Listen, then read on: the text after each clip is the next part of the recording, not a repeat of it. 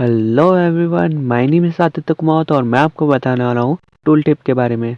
Tool tip एक छोटा सा पॉपअप होता है जो तब शो होता है जब यूजर माउस पॉइंटर को एक एलिमेंट जैसे कि लिंक या बटन को इंडिकेट या एलिमेंट के बारे में जानकारी देता है। टूल टिप वेबसाइट के नए विजिटर्स के लिए बहुत यूजफुल हो सकते हैं क्योंकि वे यूजर्स के माउस पॉइंटर को उनके थ्रू माउस और लिंक के पर्पस को एक्सप्लेन करने के लिए और इन्फॉर्मेशन देने का काम करता है। टूल टिप को एलिमेंट के लेफ्ट, राइट, टॉप और बॉटम कहीं पर भी एडजस्ट कर सकते हैं। टूल टिप को क्रिएट करना बहुत ही आसान है। इसे क्रिएट करने के लिए चलते हैं हमारी स्क्रीन की ओर। So let's start.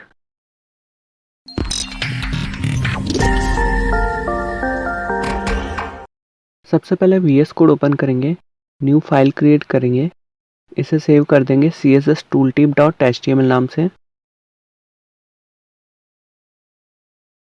यहाँ से लिखना शुरू करेंगे doc type HTML head title में लिख देंगे CSS टूलटिप। बॉडी, यहाँ कुछ ब्रेक रूल लगा देंगे। अब यहाँ पर एक डिव क्रिएट करेंगे जिसे क्लास दे देंगे टूल टिप और इसके अंदर लिख देंगे टॉप। सेव करेंगे और अब इसकी फाइल लोकेशन से इसे एक्सेस कर लेंगे। यह आ गया आउटपुट। इसे थोड़ा जूम कर देते हैं।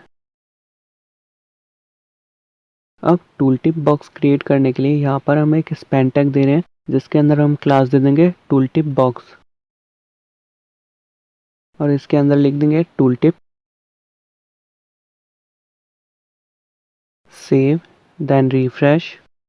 ये भी आउटपुट में शो हो रहा है। अब हमें ये सारे टेक्स्ट सेंटर में चाहिए, उसके लिए हम CSS लगाएंगे।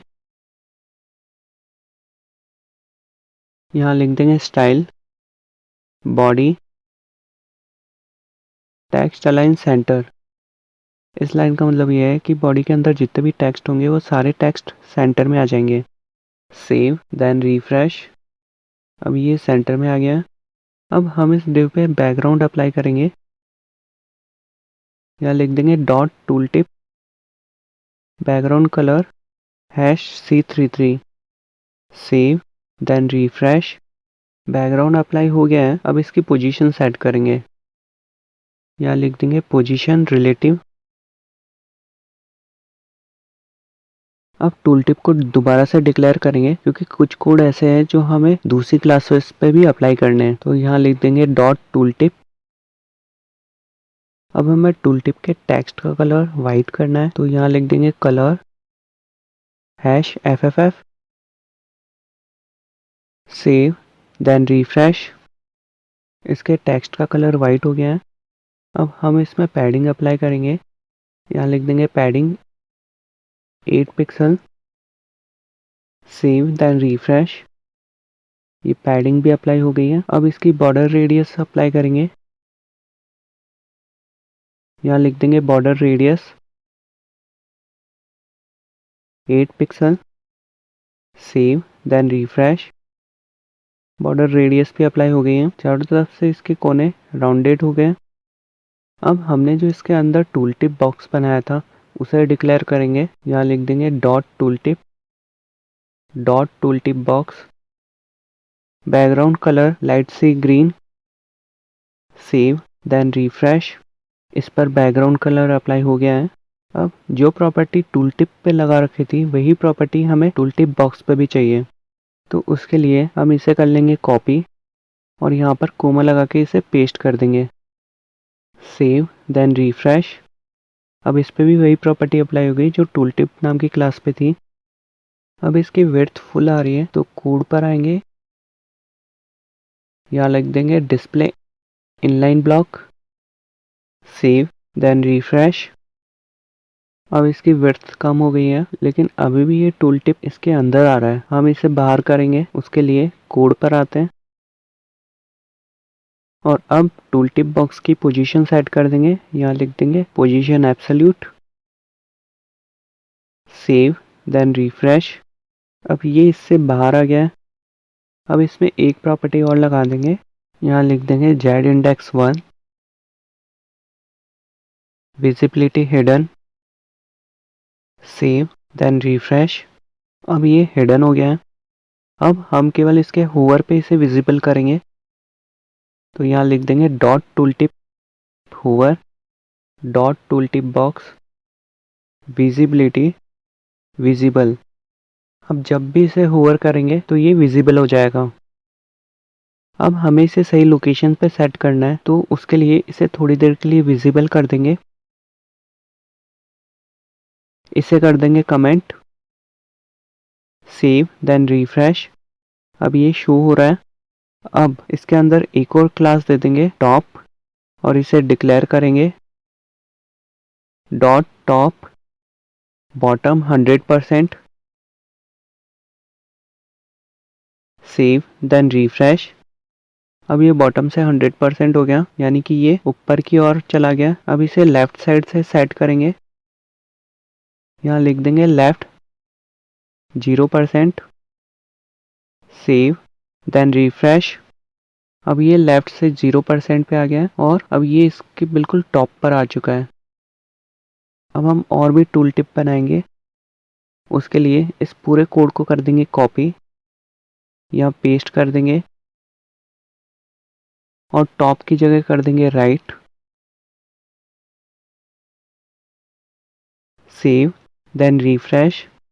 अभी हमें ये आउटपुट ऐसा दिख रहा है। अब हम इस पे CSS अप्लाई करेंगे, यहाँ लिख देंगे dot right left 100%, save then refresh. अब ये लेफ्ट से 100% आ गया है। अब इसे टॉप से सेट करेंगे, यहाँ लिख देंगे टॉप 0%, सेव देन रिफ्रेश। अब ये टॉप से 0% आ गया है, तो अब ये बिल्कुल राइट में आ गया है। अब हम देखेंगे कि ये किस तरह से शो हो रहा है, तो उसके लिए यहाँ से कमेंट हटा देंगे, सेव देन रिफ्रेश। अब इस पे होवर करने पे ये टूल टिप शो हो रहा है। ये सब सही से काम कर रहा है, तो अब वापस इसे कर देंगे कमेंट,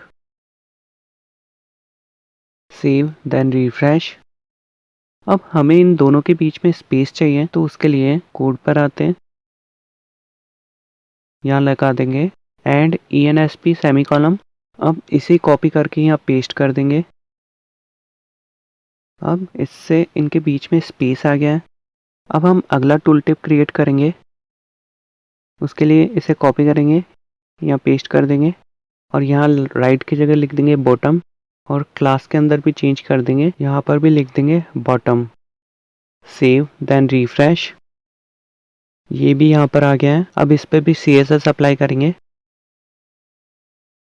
यहाँ लिख देंगे dot bottom bottom -100%, save then refresh.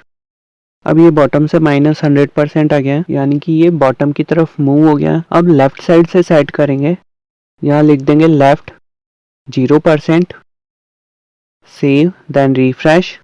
अब ये लेफ्ट से भी सेट हो गया। अब ये बिल्कुल इसके बॉटम पर आ गया है। अब अगला टूल टिप क्रिएट करेंगे, इसे कॉपी करके यहाँ पेस्ट कर देंगे और बॉटम की जगह लिख देंगे लेफ्ट और क्लास में भी चेंज कर देंगे, यहाँ पर भी लिख देंगे लेफ्ट। इसका स्पेस कम करके इसे सही जगह कर देते हैं। अब इसे कॉपी करेंगे, यहाँ पेस्ट कर देंगे, सेव देन रिफ्रेश। अब ये अगला टूल टिप भी यहाँ पे शो हो रहा है। अब इसे सेट करेंगे,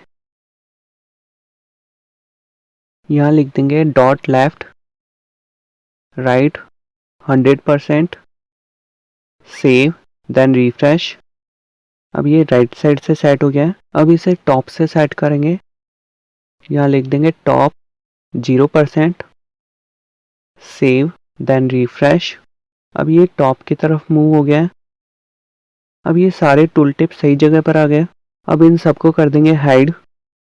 उसके लिए इस कमेंट को हटा देंगे, सेव देन रिफ्रेश। अब इन पे होवर करने पे ये सभी टूल टिप यहाँ पर शो हो रहे हैं।